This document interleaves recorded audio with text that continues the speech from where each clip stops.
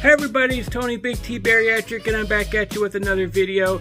Today I'm going to do something a little different. This was going to be a day in life video. I had plans with my friend Steve, but it ended up being a lot colder than we planned this weekend, so we didn't get to do some of the stuff we planned on doing. So it turned more into an interview with my best friend type video. So I'm redoing the introduction right now. I also plan on uploading it on Monday, and I decided to upload it Sunday night because I got home earlier than planned because we didn't get to do some of the things that we wanted to do. So in this interview, you know, it gets very vulnerable. We talk about some of the things that some of my behavior that I totally regret now. Some of the ways that I used to be, which sort of mimics what you might see on My 600 Pound Life. Some of the behavior you see people show on there, how they're rude to others and stuff like that. So yeah, I used to behave badly around people, and a lot of it is I was so miserable. I was in a lot of pain, and so sometimes when things didn't go my way, you know, I would react that way. But over the past few years, I've really matured. I've really grown up. I don't act that way anymore. I've changed 100%. So I thought it was good to be vulnerable and have my best friend, you know, and I talk about how things used to be, how much better things are now. Now that I'm on the program, I'm losing weight, and mentally I'm so much better, and you know, my brain's clearer and stuff like that. So anyways, I hope you enjoy this video, and so yeah, I'm gonna start right now. I hope you enjoy it. God bless you.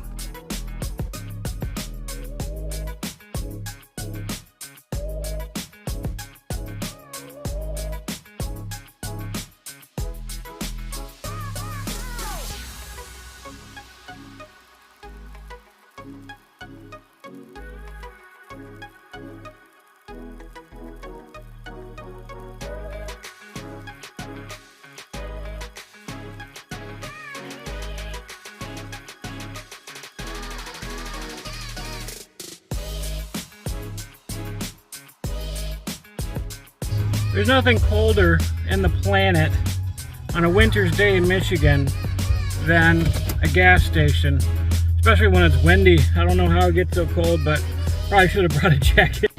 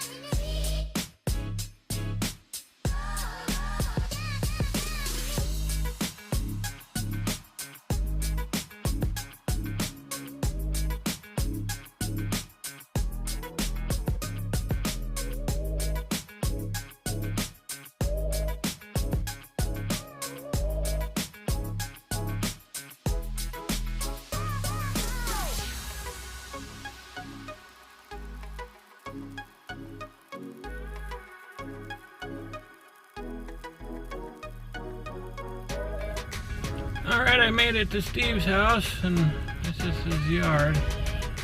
which is a beautiful lake. Nice, beautiful lake. We'll definitely be having a lot of fun this summer on this lake, and I'll take you guys along with me. But it's gorgeous in the summertime, but right now it's frozen and there's not much you can do. It's not frozen enough to go ice fishing or play on it yet. Actually, it's been kind of a warm winter and it just kind of froze over not too long ago. So there might be a few inches of ice out there, but it's about to get really warm and I'm sure it's all going to thaw here pretty soon. But anyways, I'm here. All right, everybody, this is my best friend, Steve. Hello. Say hi, everybody. Hi, everybody. They're not saying hi.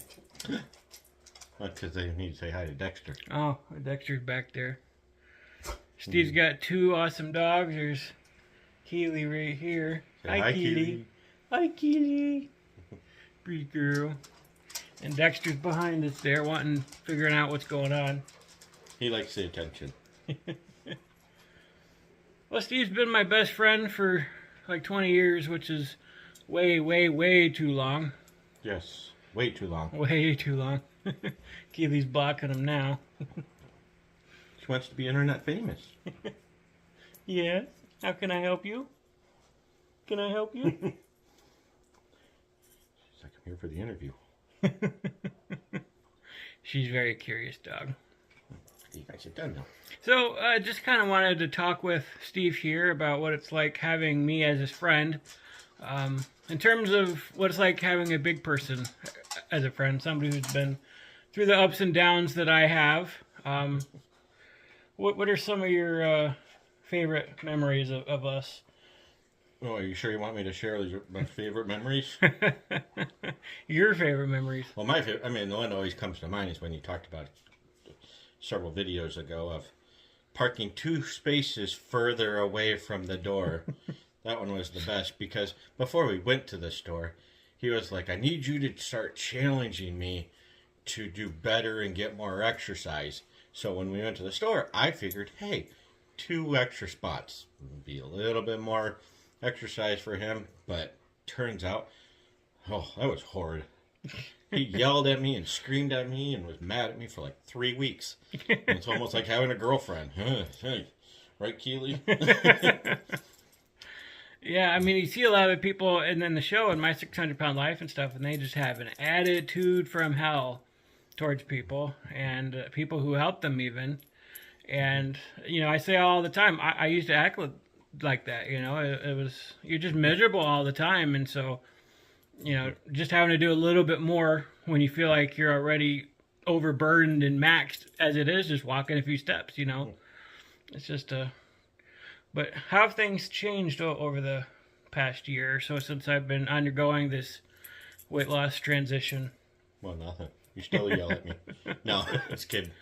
No, you can tell like you're a lot more positive person and you're willing to actually help. I don't have to, when you come to visit, or here, it's like, I didn't have to ask you last night, oh, hey, can you do the dishes? You just jumped up and did them. Where before I'd be like, well, can you help me with just doing a couple of dishes?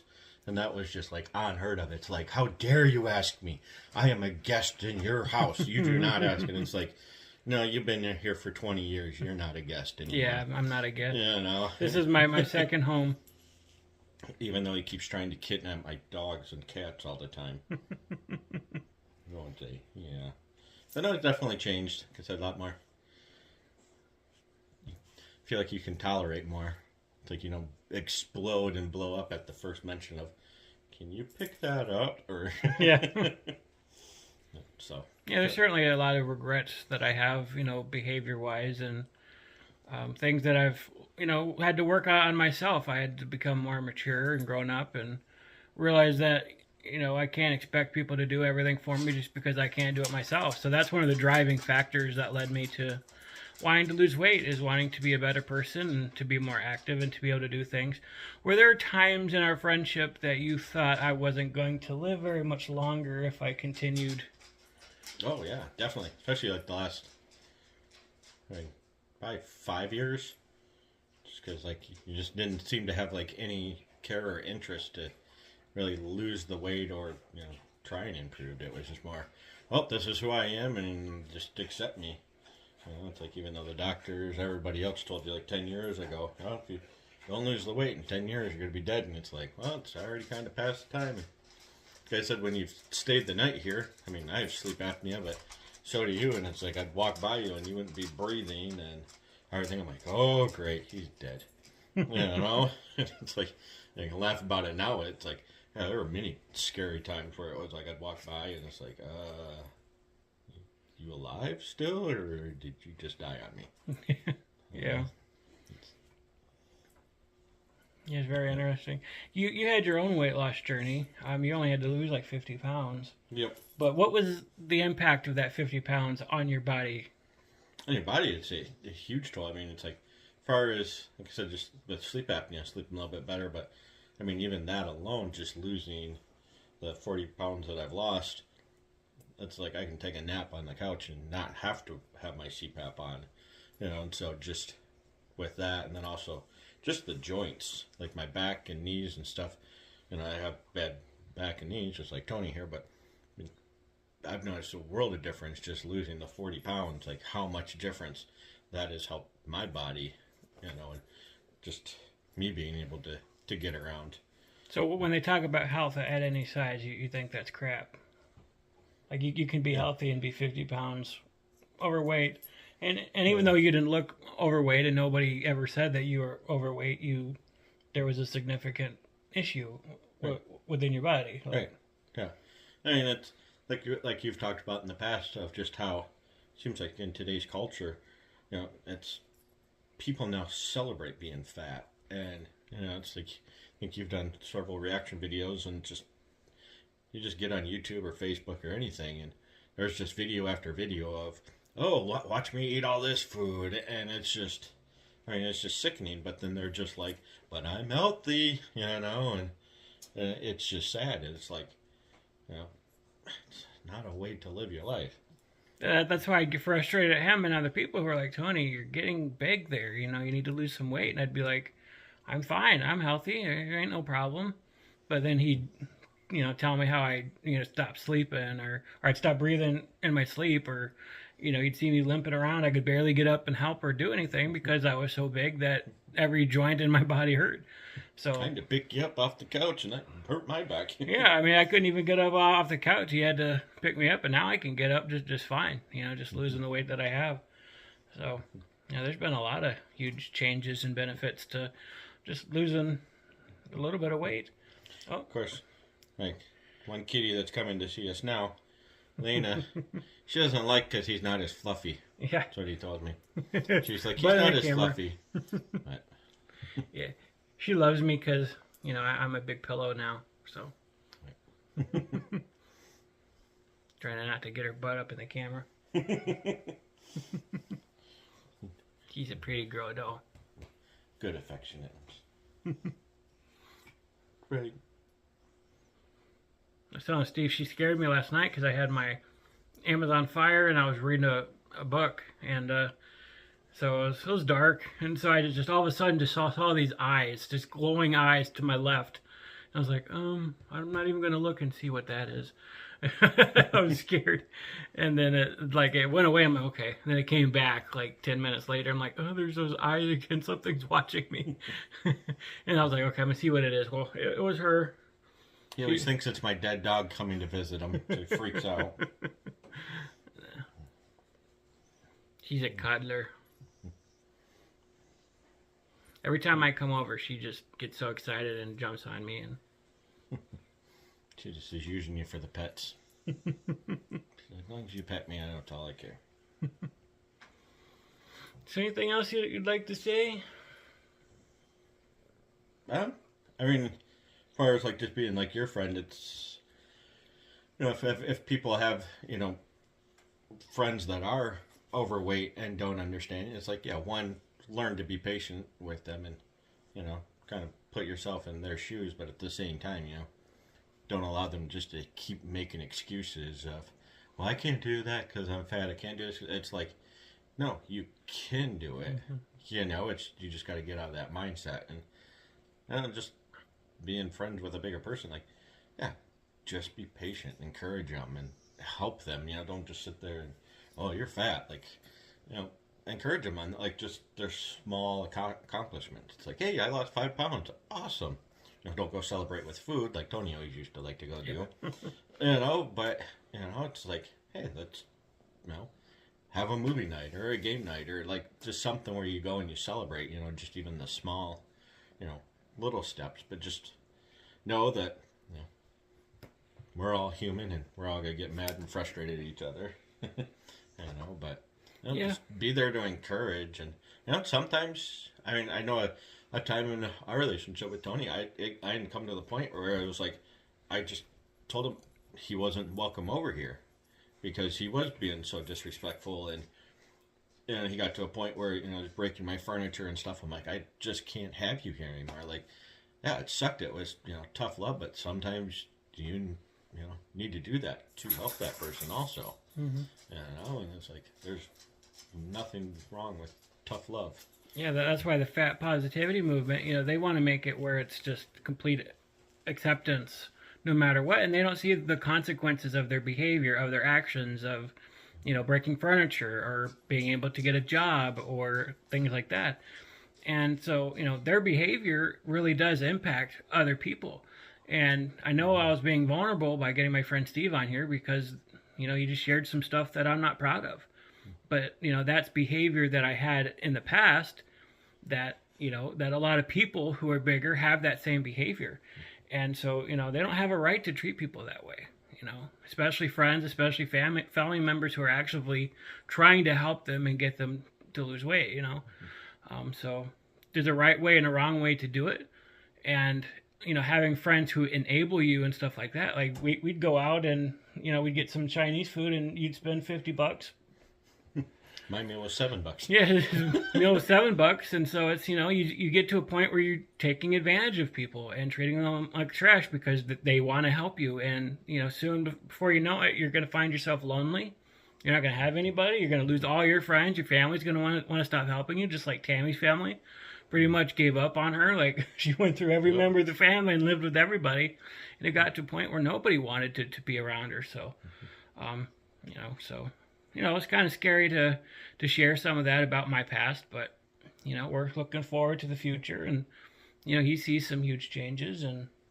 But, I think it's always good, though, to talk about your past, too, of, not bringing up the bad stuff always, but, where it's like where you've come from, of, like, yeah, I used to act like that, I was mean and rude and stuff, but it's like, okay, that's part of your journey, it's something that can bring shame, but... I think that's part of the healing process too. Like you need to get to the point where you regret that you did that, but not have that shame and guilt of, oh man, I'm such a horribly mean friend and person and stuff like that. But it's like it is about forgiveness and moving on and growing and helping each other. There was a time when he would never even invite me over, and. Nope. Now he invites me over all the time. It's like, hey, Tony, you can come and stay the night if you want to. And, No, you just show up now. Oh, wait, no. So. It's like, we're actually getting out and doing more, too. I got RC trucks. It's like, playing with them this winter. It's like last winter. I'd never have done that. Yeah. And go down on the boat this year and all that fun stuff. Yeah, I showed you guys the lake when I pulled in. We're definitely going to be out on the lake, and I'm going to video that and stuff. But he did say, though, last year, if he lost 200 pounds, I can go to the center of the lake and push him off the boat. So, I don't have it in writing, but we'll get there. I have a fear of lakes because I can't see what's going on. I love swimming pools, but lakes and streams and stuff like that, I'm scared of. That's right. We throw you in, just overconquer fear. Face my fears. Yep. But anyways, that's my interview with my best friend Steve here. You finally got to meet him. Uh-oh, have you been telling stories about me? Yep. Okay. And you can see how short he is compared to me, but yeah. Good things come in small packages. What are you saying about me then? Good things come in small packages. Anyways, thanks for watching, guys, and I'll upload this. It'll be Monday by the time I get it uploaded, so thanks for watching. Appreciate you. Bye. Bye. God bless you.